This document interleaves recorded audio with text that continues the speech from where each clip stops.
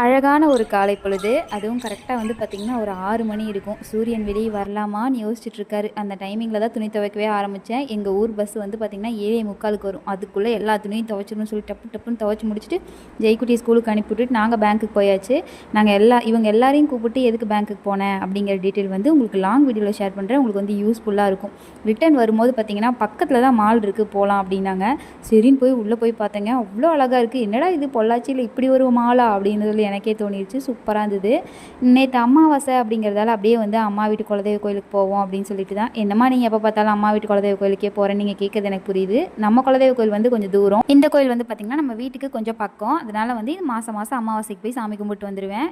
வீட்டுக்கு வந்தேன். என் ஹஸ்பண்ட் வந்து ஃபங்க்ஷன் கிளம்பிட்டு இருந்தாங்க. அப்போ தான் வந்து பார்த்தேன் இந்த வலம்புரி சங்கு, இடம்புரி சங்கெல்லாம் இதெல்லாம் ஃபங்க்ஷன் கொண்டு போகணும்னு சொல்லி எடுத்துகிட்டு போயிட்டு இருந்தாங்க. பார்க்குறக்கு அழகாக இருக்குது அப்படின்னு சொல்லிட்டு எல்லாத்தையும் வீடியோ எடுத்தேன். வலம்புரி சங்கு, இடம்புரி சங்கு ரெண்டுமே இன்றைக்கி தாங்க பார்க்குறேன். வீடியோ பிடிச்சா லைக் பண்ணி சப்ஸ்கிரைப் பண்ணுங்கள். Thanks for watch.